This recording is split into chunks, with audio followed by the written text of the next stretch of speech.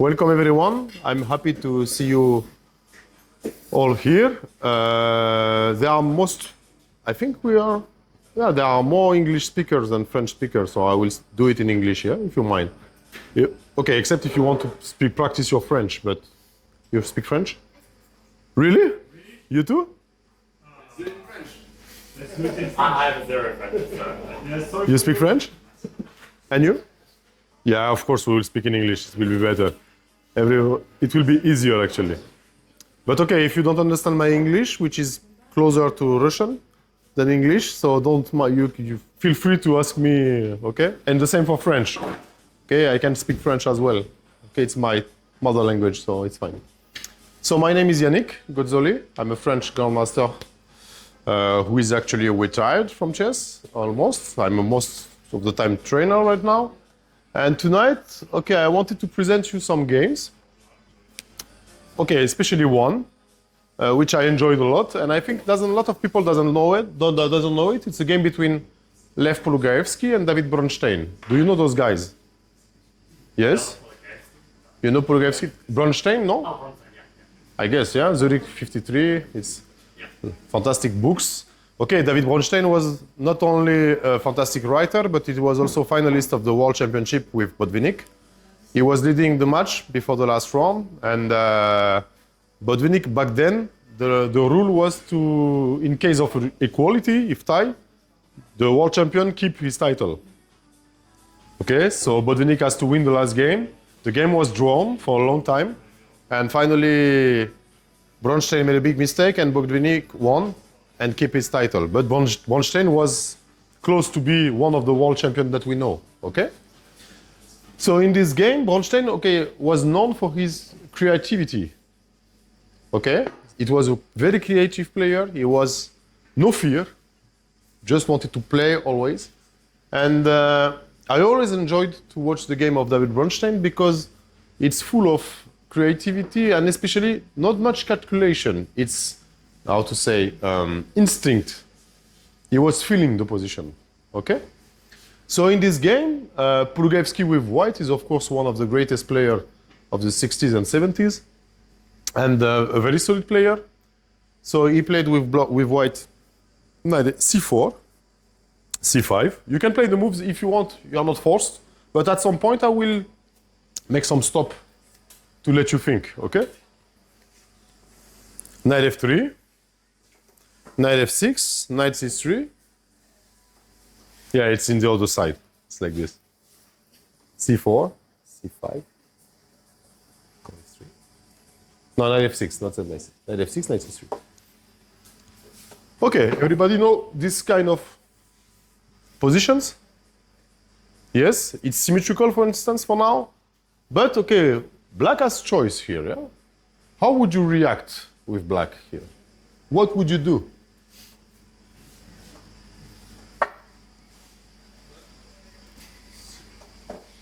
It's symmetry, yes. But here you can decide what would be the path of the game, yeah?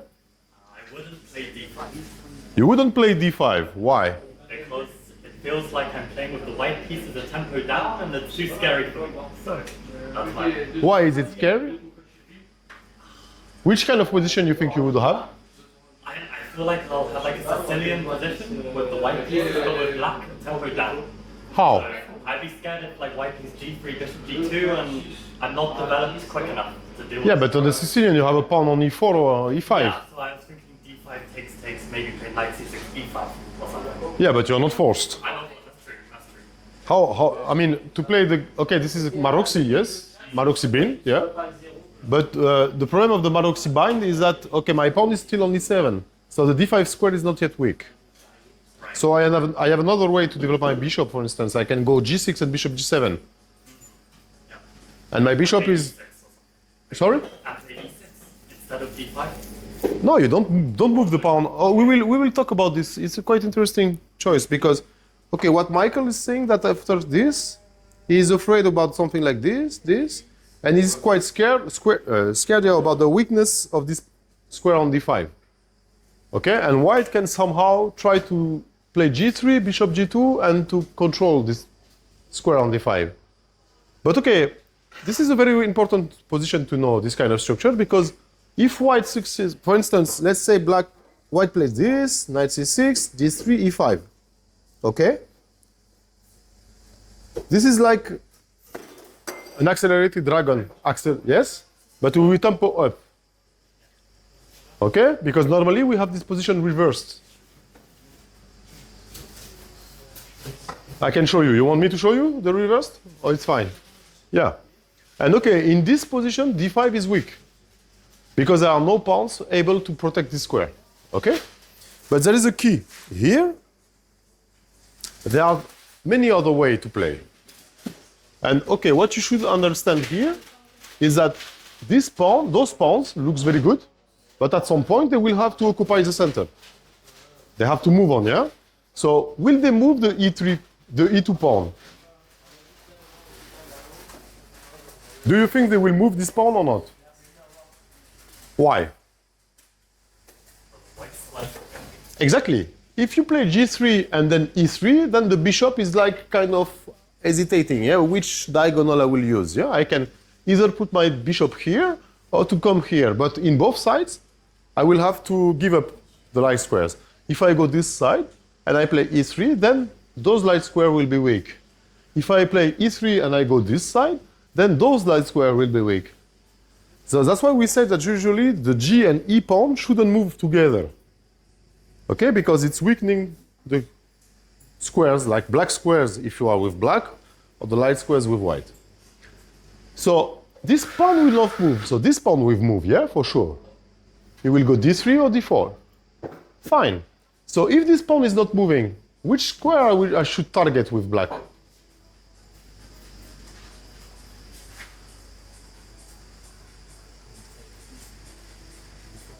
d4. Yeah? White will be unable to control this square. So, okay. Think about how to put all your pieces in order to occupy d4. I don't need this pawn anymore. I just need to occupy the square. Or to control it, actually. How to do? G6, bishop d7, knight c6. Yes? And possibly knight c7, e6.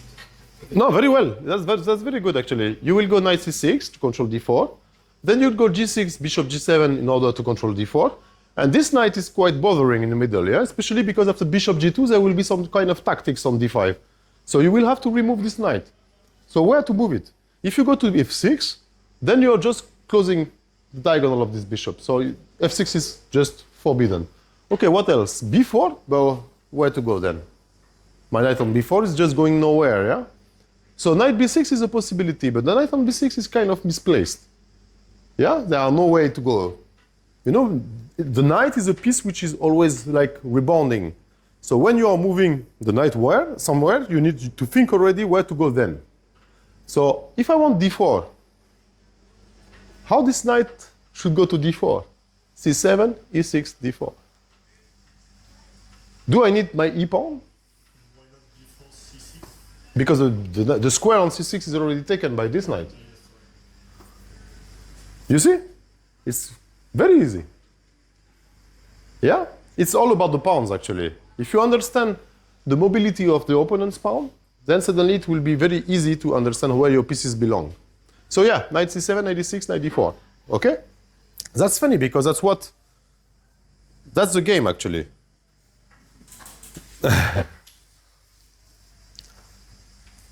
Yeah? g3, g6.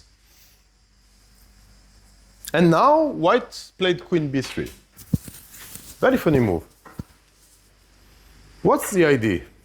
The idea is to say, okay, you decided to go g6. So now we know that this pawn should remain here as well. It's the same for g3, yeah? If his pawn cannot move, then my pawn shouldn't move as well. You agree?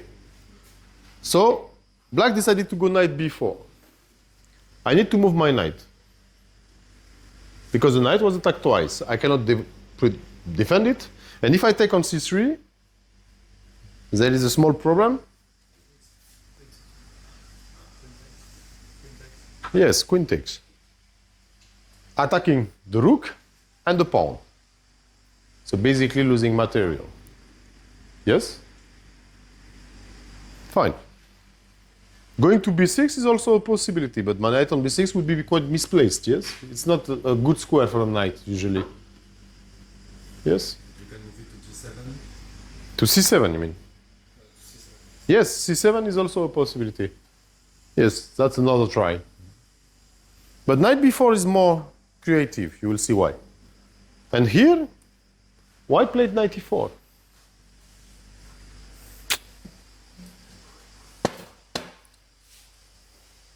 Okay, this is a reaction, typical reaction, yeah? You are clicking, like on internet. Your opponent plays and you react, yeah? Just take your time. Look at the position. What's the last move? 94. Okay, what does he want?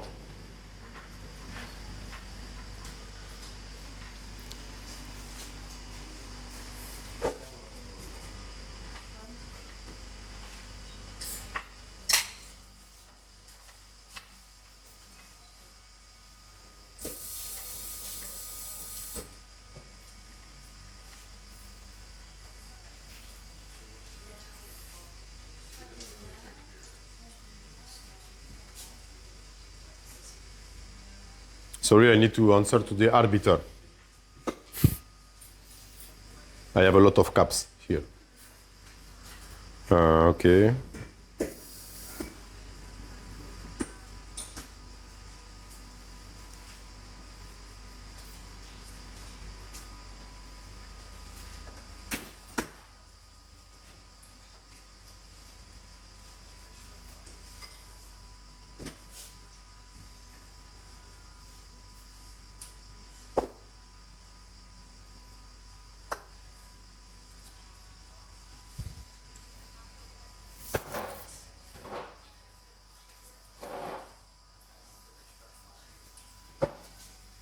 So, what's the threat?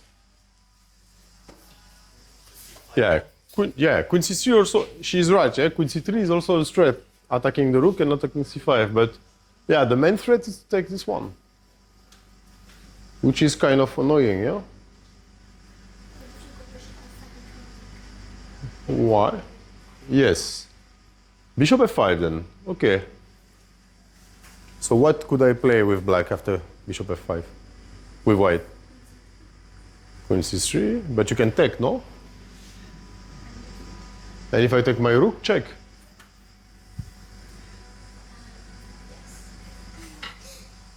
The threat is the same. So how to react to bishop f5? That's a good try. I also like bishop f5 because then you can defend the pawn with knight d7. Yep. I understand. But It's a fake defending, right? Because white takes it. Maybe. White plays like d3, knight d7, and g7. Maybe I have some organization. okay, I won't say anything as I know the answer, but keep thinking.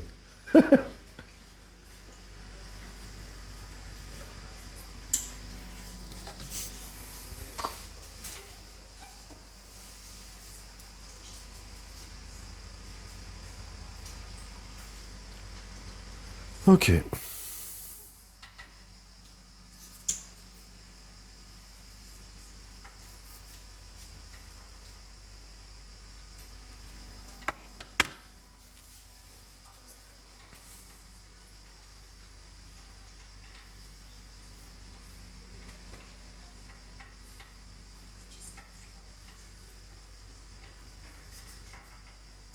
Ouais, mais des enfants, là, si je me... ça se fait.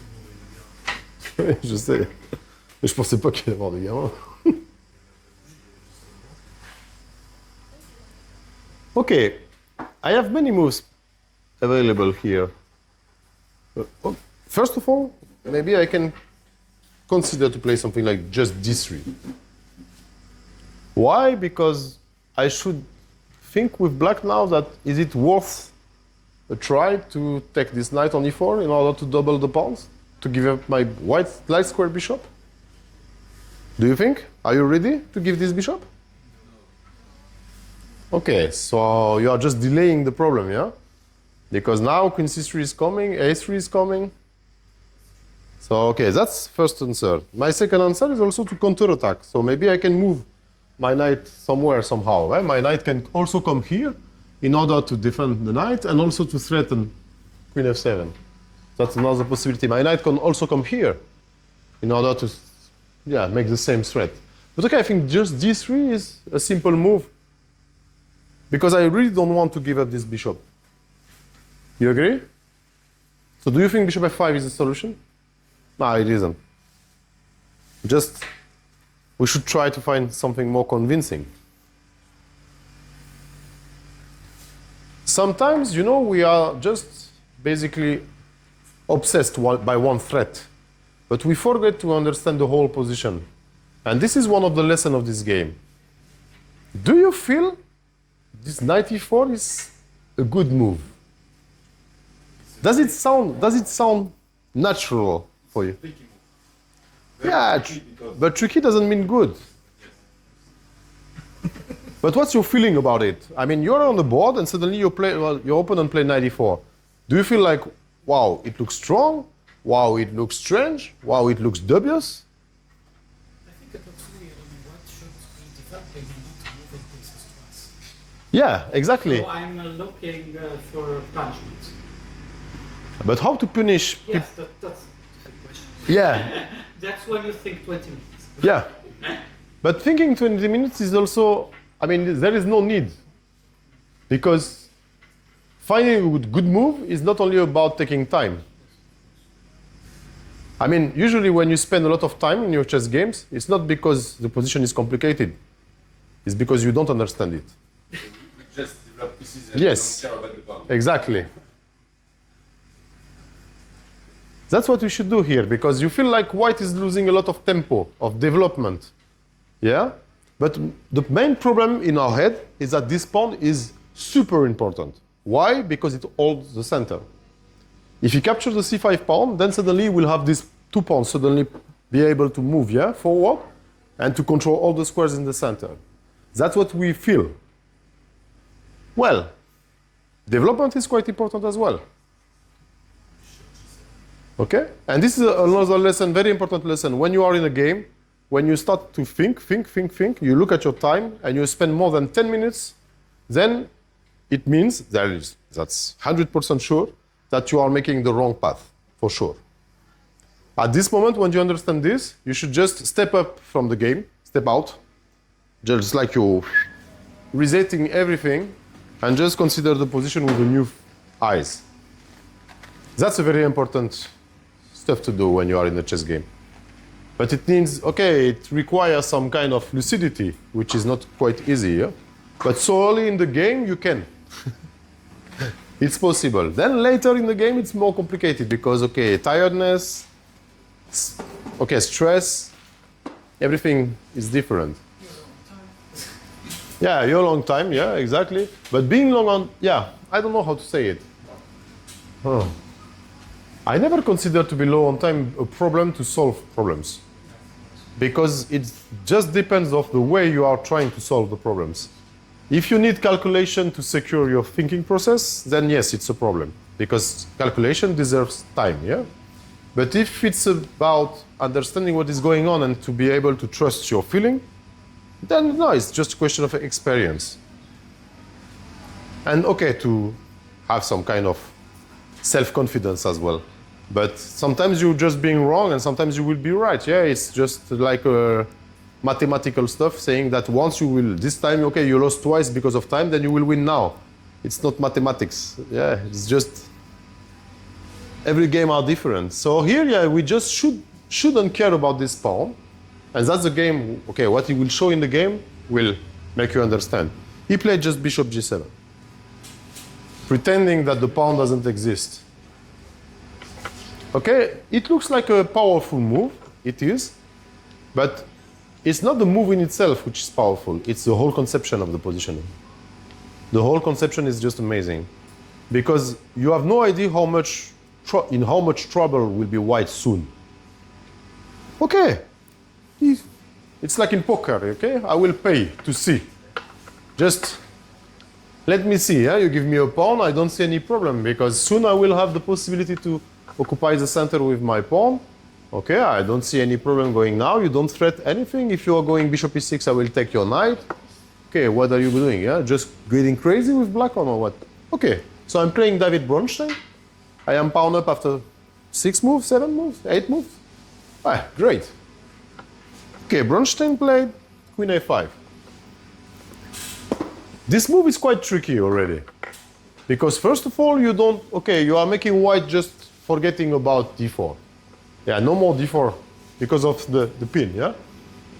If you go d4, I will just play check, and it's a double check, and I capture only one. So I am attacking your knight, and okay, you have to decide where to go with your knight.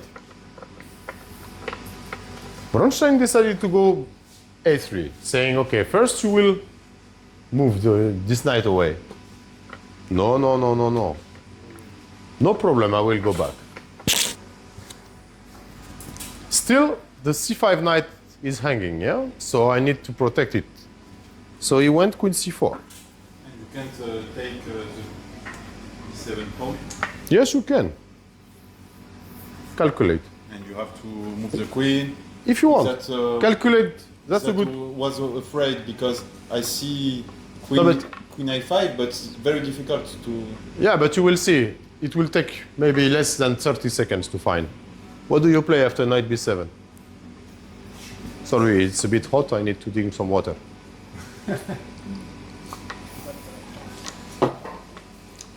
Sorry. And to answer the arbiter. And you chopped the knight. Now you struck. Queen b6, you chopped the knight. How? Queen b6. Dame b6, yes. Queen b6 is trapping the knight, yeah? Because if you exchange the queens, then my b6 pawn is controlling all the squares. But that's a good question, yeah? Yes, you have to see that before... Exactly. play Yes. Bishop Yes, yes, e7. Yeah, you are right. So he played queen c4.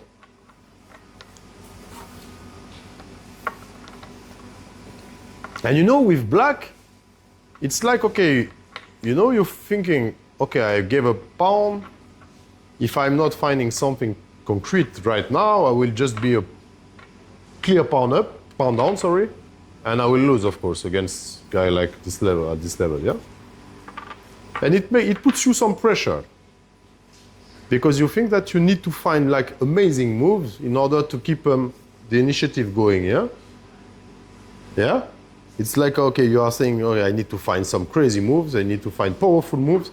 Actually, okay, if you understand why you give up the pawn, then the following moves are just very easy to see. Because what is your goal with black? Is to secure the initiative. You want to secure the development of your pieces. You want to secure, the pressure over the white's position. For instance, if white succeed in blocking the diagonal of this bishop, I will be in trouble, yeah? Because my bishop is quite important. So what I should first do is to stop white from playing d4. d4 is a move I want to avoid, yeah? But okay, he has to be careful somehow. He cannot do it easily. Yeah, but what's the real threat here? Somehow can be. Like b4 can be a threat. Because if you go b4, you are securing the knight, and then I will move my rook and play bishop b2 to exchange this strong bishop. So how to avoid b4?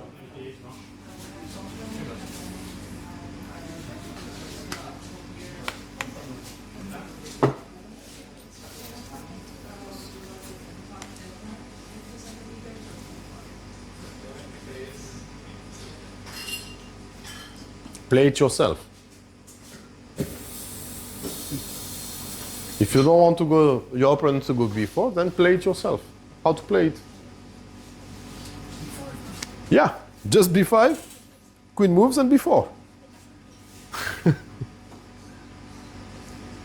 Is it complicated? When you see it, no. What's the most difficult part before is to understand that this pawn can be useful. But suddenly, after you play b4, then your queen is still attacking the knight, and you stop b4 forever. So, okay. Oh, yes? Is it possible to move the queen because you have 2 tempi more? Because he moves the knight 1, 2, 3, 4, 3 times. And if I play Queen C7, I have one more tempi for the point, and it's not that. But tempi for what? For what? For 1 point. No, but for yeah, but the tempo is important when you are leading initiative. Okay, when you have initiative in the game, and also it means you are leading the game. Yeah, to have tempo is important in development, in many stuff. If you are, for instance, 3 tempo up in development, you can start an attack. Yes. Yeah, but if you don't have, then so what is 1 tempo up here? It's not enough. Yeah, you cannot show the card. Yeah, I have 1 tempo up. It will show you I have 1 pound. Yes. So what do you want with your tempo up? So that's time to find something Concrete. very concrete. It's not so much concrete actually. It's just like, okay, my pawn on b4 is putting some pressure on the queen side. I am still renewing the pressure on the c5 knight, yeah? So he's forced to answer my question, what do you do with this knight? And then, okay, I'm securing the fact that he cannot play b4 anymore. That's quite important, yeah? And it's like winning some space, yeah? I don't know, I'm just feeling that I have more space for my piece. Suddenly my bishop is able to develop to a6, which is like if you go bishop g2, my bishop is pressuring your e2 pawn. So I'm giving more space. Your queen on h4 for now is not threatening, yeah? But for us, in many cases, it's like we are thinking, okay, but once I'm castling, the guy will go bishop h6, knight g5 and mate me, yeah? It's like an automatic thinking, yeah? But no, he's too far from this. I am the one who is leading the game. So he played knight d3. Logical. Also threatening somehow to take on b4 because the queen is also attacking on b4. So I need to protect b4, yeah? Because if I take, he will take with the rook. And he will unpin the rook from the bishop. And also gaining tempo on my queen. So how should I develop controlling this b4 square? Yes, knight e6. Bishop g2, finally he can play a normal move. Yeah, since 3 moves he's playing with his queen, his knight and his pawns. Now he can think about developing. Excuse me. That's the last time I excuse you. Yeah. Excuse me. Before? He's a good friend, and don't worry. Before you said knight e4 is very strange. Yeah. And what about knight a6? For me, it appears very okay, but perhaps the position needed that. Yeah. But if I was okay, It's again a very good question, but you have the answer. Look at the position. What my knight on a6 is doing for now? protecting the pawn. Protects the pawn. He protects the pawn, yeah? So it keeps the pressure over the queen side, yeah? It maintains the b4 square, the b4 pawn. That's fine? You're right? Yeah, Yes. okay. But, okay, for me, forcing me to put the knight on a6 was as a price for white. What is the price of this knight on a6? He has to pay for. What is the price? He cannot play before. Yes? He has a knight on d3. Yes. Looks incredibly good. Exactly, the knight on d3. This knight on d3 has no future, as it's blocking the pawns. Yeah, so it means that now your pawns cannot move forward. You cannot take more space. This pawns here means this bishop is dead. So this knight on d3 is killing your pawns, killing your bishop. Okay, so you may say, okay. but my knight will move. Yes, but if your knight can move, there are no more pressure on b4. The knight is no more protecting the knight on c5. So what can I play? Knight c5. And my knight is jumping on the white square suddenly. So is my knight on a6 so bad? Okay. Or is your knight d3 so bad? What is the best piece here? Knight on d3 or knight on a6? Yeah. No, knight on d6 is good actually because it forced the knight here to stay here. Because it stopped the knight from coming into c5. And once my knight comes to c5, then b3 is my square. You cannot move anymore. And you're not afraid of your knight in c6? Yes, that's why black played bishop d7. Okay. Castle, and rook c8. Okay, let's take some time on this position because it looks like both camp has achieved something important, yeah? White has finally castle. Oof, my king is safe. You agree? Okay. Black has finally consolidated the knight on c6 and unpinned the knight on c6. Eh? Moving my rook from a8 to c8 is like a relief. I was too afraid about this pin, yeah? So now it's okay. And my rook is also very well placed because it's controlling the c file. Okay? It's an open file. We can discuss it for hours, but still it's an open file. Okay? Let's go deeper in the position. What about the white pieces overly? Yeah, like the development. Because, you know, when you are teaching chess, you should always like consider that moving a piece is not developing a piece. Yes? And, oh yeah, everybody says yes, but trust me that during the 5 first rounds we saw in the tournament, I'm watching a lot of position and not everybody understands this, yes? Even, not really. Moving is just not the same as developing. If you develop, you think about in the long term. If you move, it's like, you know, you're playing internet and you click. Just my knight is here, I will just move it forward. That's all. Sometimes it's good. Yeah, but if it's sometimes, it means it's an exception, yeah? Yes. Yeah, but exception doesn't make the rule, huh? Yes.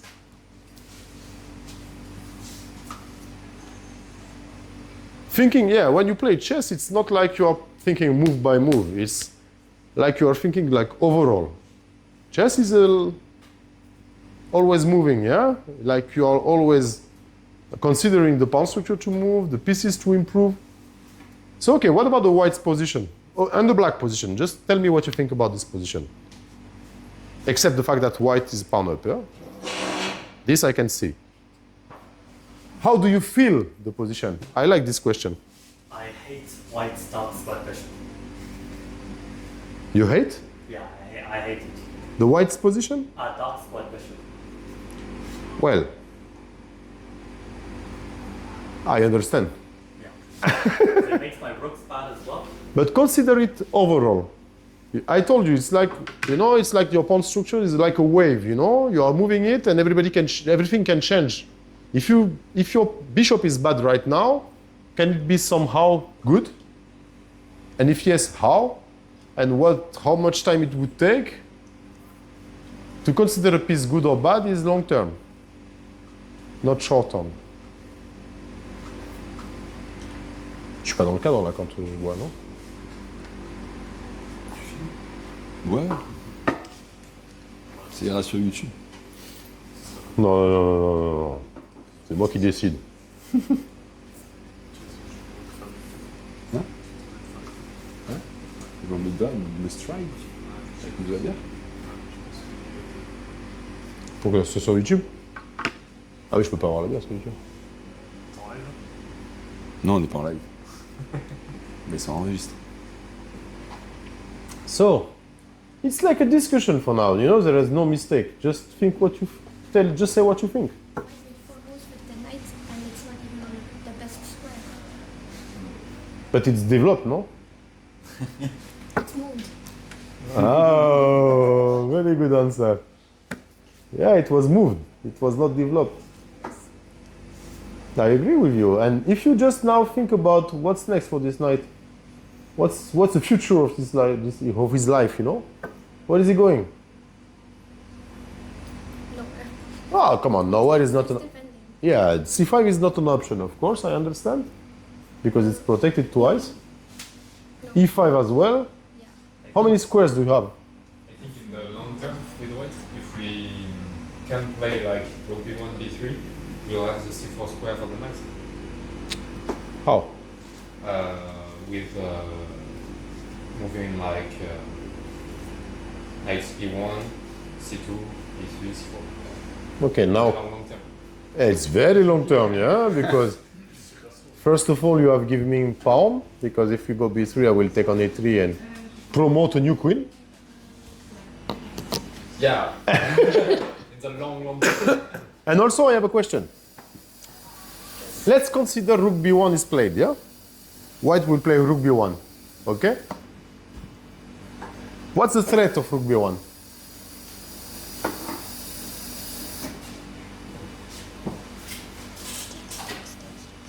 Taking on b4 Yes. Is it a threat? because it kind of unravels the knight on d3. Is it a threat?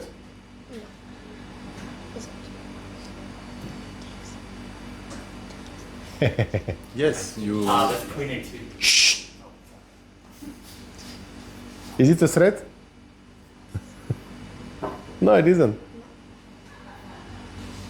That's the kind of tactical stuff, you know, we have when you work on the Capablanca's game, for instance.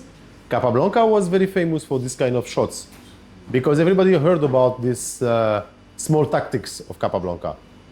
He was not like a great tactician like Tal, like Alekhine or like Kasparov, you know, but he was always known to be somebody who was building his game very strongly and justifying every decision with small tactics. Just very small tactics in the middle games. Magnus is like this also. Magnus is, okay, fantastic attacking player, of course, as well. But when he was just playing this long positional game, it was always justified by very small tactics on short term, yeah? Because you need to understand if somebody's play is a threat or not. Yeah? If you consider that every move from your opponent is a threat because you don't calculate everything, then you will have to play incredible move. Eh? For if you, after rook b1, for instance, if you don't see that taking on b4 is impossible because queen a2 will trap the rook, then what you will play? You will take or you will push. Yeah? Instead of playing some very useful move, like castling, for instance. That's great to understand this. And this is very small tactics. So, yeah, the white position here is very uncomfortable because nothing is going on. Nothing is going fine for them. The rook is pinned, the bishop is trapped, the knight has nowhere to go. Yeah, you have only this square or this square, and you will see it will become very funny soon. So, okay, here he played knight e1. Yee-hee. Trying to improve white's position. What does he want? He wants either to move this pawn in order to release the bishop, or even maybe to go to c2 to maybe get the knight on e3, yes? But the problem of the knight on e3 will be that the pawn now will be blocked, and the bishop will be still blocked also as well. Yeah? So black decided to go knight c5. Yeah.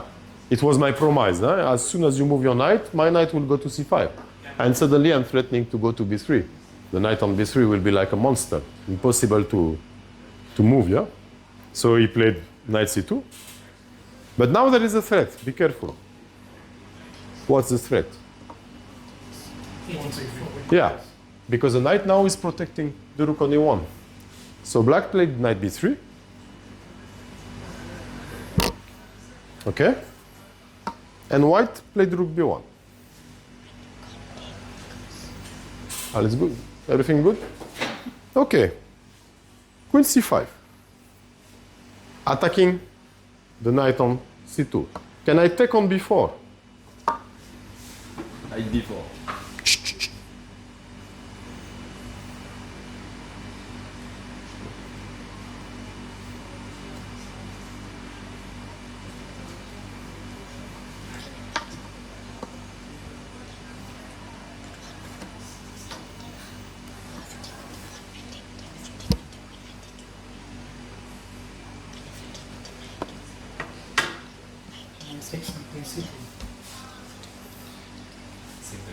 Yeah? Exactly. If you take, I take, and now queen c2, trapping the rook. Why didn't he takes before? When? Just one of them got stupid answer. Where? Where Now? here with the Before there is also a possibility. What did I... Yeah, queen b5 just. That's a positional problem here, because if I exchange, if I take this pawn, then suddenly your pawn structure will be ruined, yeah? All those pawns are... So that's why he went to rook b1. Queen c5, and now he went knight e3. So you see, he spent 3 tempi in order to remove the knight from d3 to go to e3. Did he make any any progress with the c1 bishop? Is the knight blocking something? Yes, e2. So now he just played knight d4, occupying this fantastic square and putting some pressure on e2. He took, rook e1. Okay, bishop b5.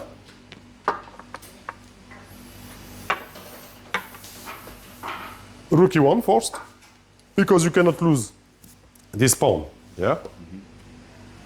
I think your sister needs some helps. No, the knight is on e3. Look, it was like this. Yes, knight d4, you attack this, yes. Rook comes to protect here, and bishop goes to defend. That's the key pawn of the white structure. If white loses this pawn, suddenly, you know, it's like the life is going away from the white's position. Because without this pawn, there is no link between those pawns and those pawns. And all the pawns from this side, like this one, will be like just dead. The pawn structure is something super important in chess. It's a soul of chess. You heard about this? Who said this? Philidor, yeah? Philidor. I think it's one of the, I don't know many quotes from French chess players. That's the only one which looks sounded, yeah? I have some quote like, please another beer, but it's not like from Maxime Vacher-Lagrave, but 2016. Ce serait un short. Non mais coupé avant.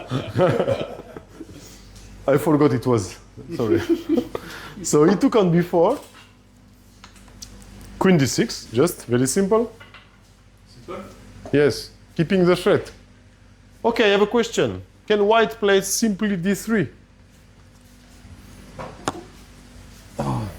Maybe. You go too fast Maybe for not. this kid. They don't go too fast because that's what we do. Je comprends pas. On prend pas B4. Почему не Why don't we take b4? D3. You can take on b4 also, it's possible, but there are some tricks, knight d5 somehow. Mm-hmm. Yeah. Queen moves. Where? D6. And d3 now. And knight moves. Why knight d3? Ah, D3. D3. D3. D3. Sorry, I need to speak French for this guy. He's not very fluent. Si je vais en A5, No, I don't understand French, sorry. in A5, What do you mean? B4? queen take point. No, you don't take. Knight. You don't take nothing. Because queen takes c7 is mate.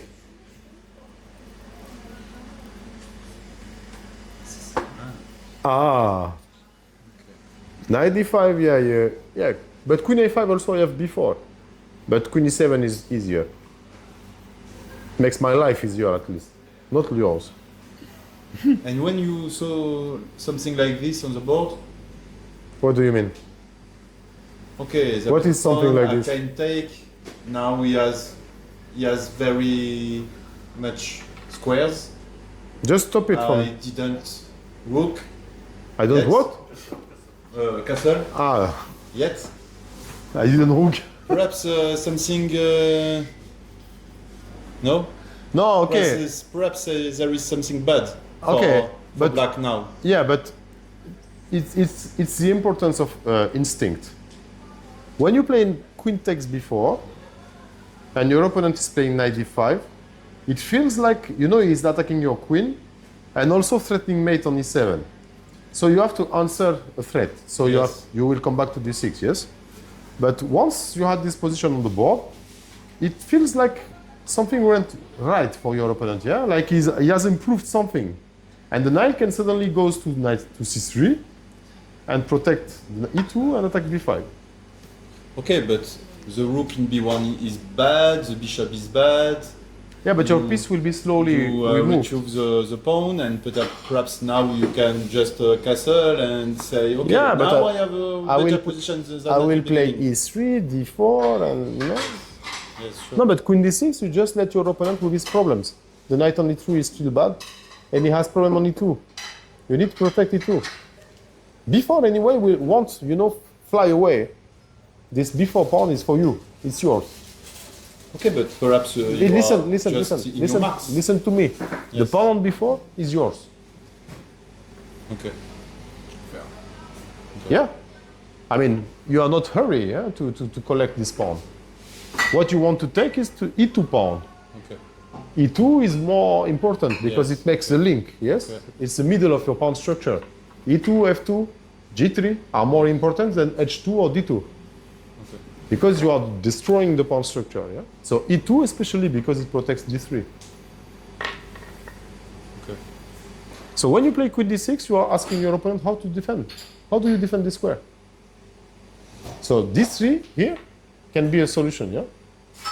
Is it a move? Is it a possibility or not? I think you may play knight c2, knight takes c2, rook say rook takes c2, and Why am I forced to take first? Knight e2. because I menace is equal. Threat. Threatening. Because I threaten the rook and the knight, And if I move my rook then? then I take the knight and I Bishop takes? your pawn structure. Bishop takes? Oh, we play g3 now. Yeah.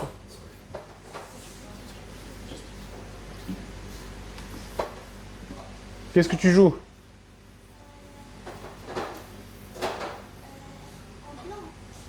Alors, la question c'est si les blancs ils jouent le pion en D3. Tu le vois le pion? C'est celui qui nous embête depuis le début. Il nous embête lui, hein. Parce qu'il empêche mon fou de sortir. Et là, il y a deux pièces qui attaquent ce pion. Mais je le protège qu'une fois. Donc je dis ok, je vais le protéger en bougeant ce pion sous cette case.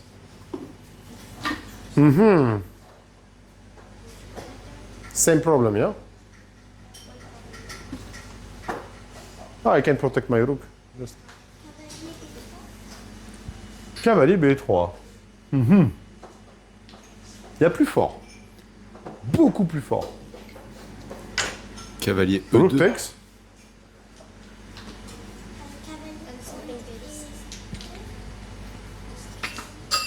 Tour prend. Fou d3. Bravo. Yes. On D3, we can sack on E2. And after rook E2, we don't take with the bishop. Because if you take with the bishop, there is a pin. Rook D2 is pinning the bishop. But you can take with the queen. But? But? You said but, no? No, he said but. You said but. Yeah, I'm just calculating the pin if we can take the rook on b1. Rook takes queen, rook takes bishop, and maybe I have two rooks for the queen, but Rook D1, yeah. yeah, that's what I'm calculating. So that's why he played bishop F1. Okay, he's holding. But not on the most dynamic way, yeah? It looks like he's putting all his pieces home. So yeah, we are many pounds down. I agree. How much pound down? 2, yeah? Okay, where are those pounds? Very likely here, yeah? Okay, what is his next move? Who knows? Looks like he's going to go queen h3, queen g1, queen h1, yeah? That looks like fashion move, yeah? Just to put pieces down at home. We don't know how he's going, yeah? What to do. So what I should do with white, with black, just improve my position. White can't go this way because I just take. Now. Yeah, but this 3 you don't... Yes, exactly. You are already trying, spoiling my course. You spoil everything. Yeah, this 3 is not even a move because bishop takes d3. And if you take, I have this check now. I attack almost everything on the board. Queen, king, rook. It's very aesthetical move, yeah? So okay, what to play with black? Yeah, just improve. Can we play bishop takes e2? Sorry? Can we play bishop takes e2? And if I take? With what? Well, if I take with the rook, I will lose. Yes. But if I take with the bishop? I take. Yes? Rook takes? Queen d3. Yes, that's a good idea also. It was possible. Was winning? No, it was okay, but not totally winning. But very good idea. But you know, when you have such a very good position and you don't see any move for your opponent, just improve. Now, once you castle, there are no more idea of counter on e7, yeah? And now, what I should play with black, but I can just push my pawns, yeah? It's time to really attack. Because for now, it was just development. I was not even attacking with black. I was just putting the pieces on the right squares. My rook is on an open file, my bishop as well, my knight. Remember the discussion we had about this d4 square, yeah, at the beginning? This knight is like an octopus. And okay, my second rook needs to find some space. My queen is perfectly centralized. My bishop is always very active. So now I just need to run my pawns, yeah? Looks fine, yeah? So white played queen e4, trying somehow to secure some spot for I don't know why, for I don't know what. So e6, why e6? He wanted to play f5, but check. Oh, that's possible. We can calculate it forever, yeah? But why not just to avoid it? Just e6, yeah? Now what do you do with this threat? So, okay, white played b3, finally threatening, yeah, to develop the bishop. Such a threat. But it feels like it was so much impossible before that it could never happen, yeah? f5. Let's go. Queen f4. Next. E5. e5. Queen g5. Oh, now it's coming back on the mine square, yeah? Keep this in mind, yeah? And this queen is displaced here somehow. So, bishop e2. Now. I think Your idea. Looks. it's better now.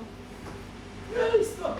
It's good. Just good. It's good. Better, I don't know. It's just like, okay, it works. If I take with the bishop, then you take, and queen d3. Because you're right here. Attacking both roots. And it looks even like the bishop on c1 can be somehow lost, yes? Oh. So you play bishop e2. You cannot take with the rook as well because knight f3. So what do you do? You play bishop g2. Trying to fight. Check. Bishop d3 first. So Check to do it. and e4. Look this.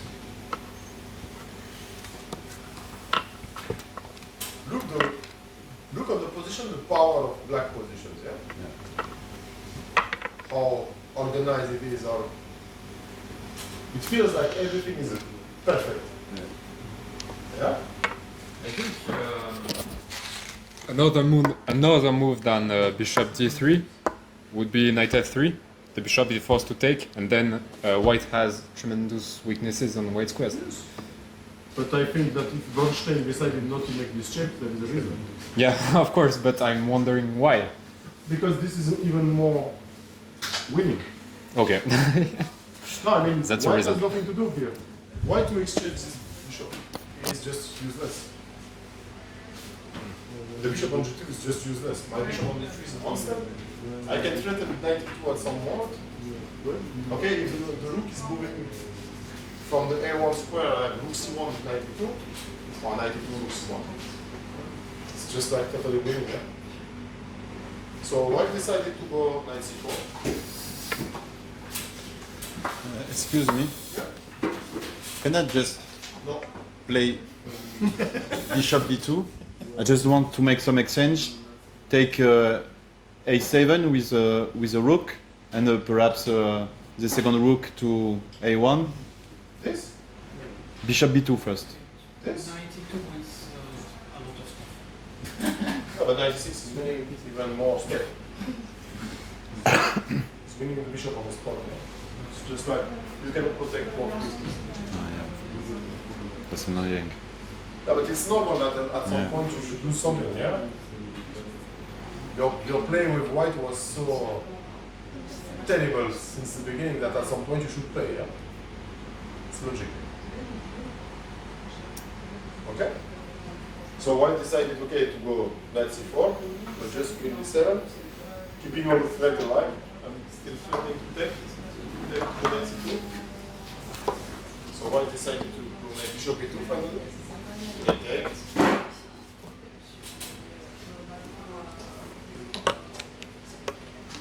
Okay. Yeah. We cannot continue this position against David Bronstein. So what is that? What is just why did I show you this game? What was my purpose? Do we need a lot of calculation? What do we need to play this game? Comprehension. Yeah. Understanding, you mean? Yeah. Well, understanding is a big word, yeah? Like it's, it's like this kind of word that, when you know something very deep, in any kind of topic, you know the situation very well, and you say something very, like, understanding. You look very strong. But what is understanding? I think this game, you just showed that you should just trust the process. Yeah. Because you just give up the pawn, you don't need something concrete, but positionally it should work, and it works. So you trust the process. Yes, that's one of the purpose of this game, to understand the process also since the beginning. Because the process was decided very early in the game. Yeah, this knight e4 move was threatening my pawn on c5 very quickly. So I needed to decide, because usually when it happens to us, and we have this kind of position about the board, it's like we are saying, okay, if I give up this pawn right now, okay, what is exactly in our mind is if I lose this pawn, yeah, and the word also lose is also kind of psychologically directing you towards something you are losing. Yeah, so feeling something you lose is like a bad feeling, yeah? If you say give up or sacrifice, I don't like sacrifice as well. It's just, okay, I will just give up this pawn, I don't need this pawn right now because I will get this. So it's something you decide too early in the game because you can be afraid that you didn't consider all the possibilities of your opponent. Yes. And what is securing the human being is calculation. Calculation is security. Like, okay, I can give this pawn, I calculate, no, it's fine, you cannot take it.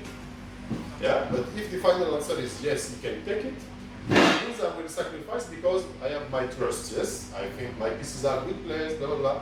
But suddenly, in your mind, something is going on, yeah? It's like, okay, but maybe I'm wrong, maybe I missed something, but if I lose, I will be very unhappy, so finally, okay, you will think for 10 minutes or 15 minutes about the sacrifice, and you will not play it. And you will play some kind of move, defending the line, the pawn, and you will end up in a big trouble. You know this situation, yeah? Did you experience this situation already in your life? Yes. Yes, too many times, yeah? Not only in chess, I guess it happens in other areas as well. So, yeah, the process is actually to be able to trust your feeling.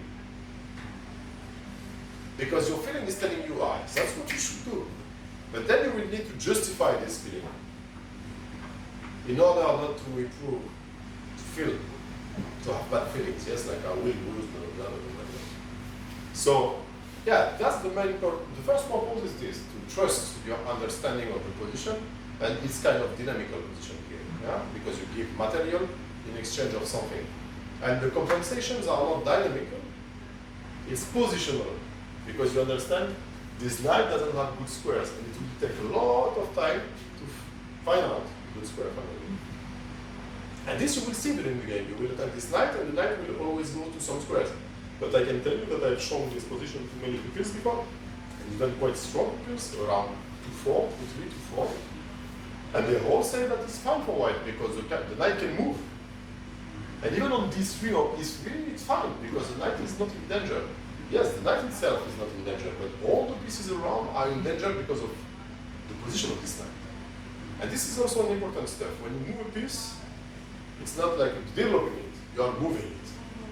So when you move a piece, always think about what is going next with this piece, especially knights. Okay? And then it's all about the small tactics. You know, like to just kill the variations possible when your opponent is threatening somehow to find a solution to the problem. You know? Just, okay, can he? Yes or no? No, it's like a double answer. Right? It's not more complicated than this. Just, can he? Yes, he can. Yes, he can't. So how I should be able to decide is like, yes, he can because he will play this. Okay. I cannot avoid it? No. So okay, he can. So I should avoid it. Okay? And that's just very logical way of thinking. You should always get an answer to this. Can he do it? Maybe it's not an answer. Maybe it's laziness. When we say maybe, it's because we do not believe too far. Yeah? Huh, Pierre? Thank you. Do you have any questions? Small tactics are more often because there is no harmony in the white pieces. Exactly. Exactly. Small tactics is about harmony because it usually involves pieces which are not, let's say, defended first, and also not like organized.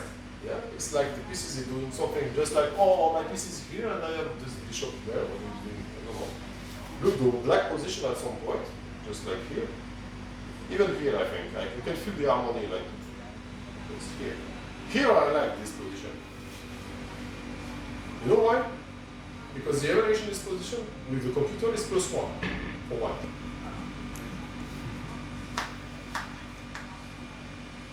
Yeah, like, usually I like this very small silence, you know, after showing this game, and you say white was clearly better here.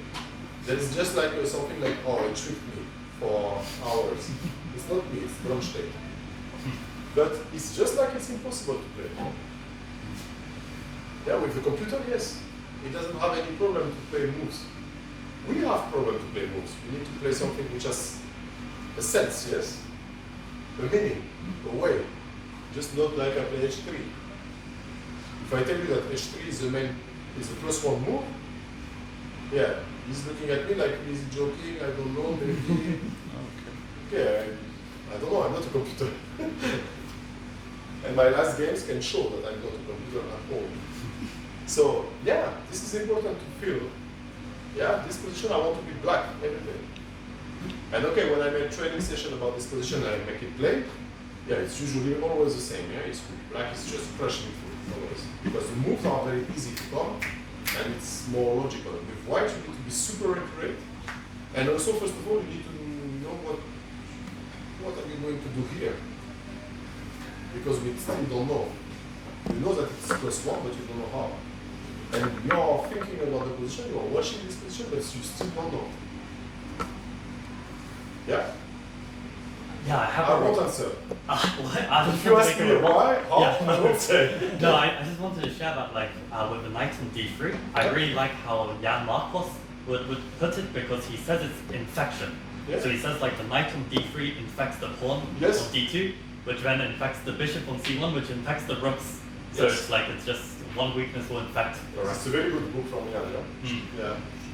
No, it's true, the knight on it, and even on e3 actually, it's the same. So, yeah, that's the second lesson. Moving your pieces is different than developing your pieces. That's a very important lesson, especially for knights. When you move a knight, always, and I'm not telling this for kind of level, at all level, when you move a knight, think about what's next for this knight. I was playing the Alekhine defense for a long time, and I can tell you I very often was wondering what I'm doing with this knight, yeah, on b6, why?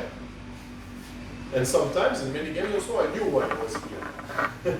So, yeah, always think about next. The chess game is always like what is going on. It's always moving, you know, in motion. It's never stopped. It's not like something which is, how to say, stone-like. Any question? Then we are done. Yeah. I was just going to ask, what is the best study material for Bronstein's games? Do you have any recommendations? Oh yeah, there are many books from Bronstein, but there is I don't know how it says. What's the title in English about L'apprenti sorcier? Source of Apprentice, yes. Very, very good book from Bronstein. And also, of course, Zurich Center. Zurich 53, we had the art of yeah. And also, there are very good books from Kulugevsky.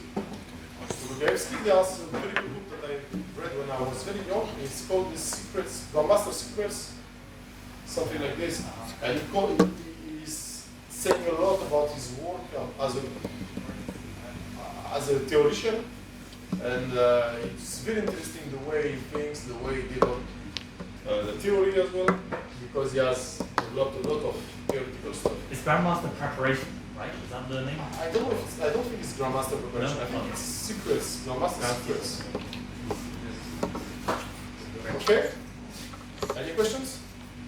Yes. Like at the point where white could play b4, we played b5. What? We played b5 to stop b4. But if they play b4, Here you mean? yes. Before here? Yeah. But I take your No. queen.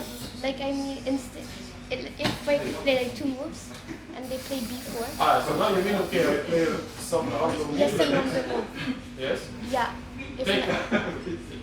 yeah, knight takes, pawn takes, and Yeah, we but- take the queen, the rook, Yes, you will take a and look. then what happens? That's why I will not play before immediately. I will take maybe rook b1 first. Oh, so it's just like preparation, like not immediately. I will just prepare it. What if we play b5 now? b5 now, yeah, maybe, but before, yeah. Let's say this, maybe before again, or just move my queen here. Oh.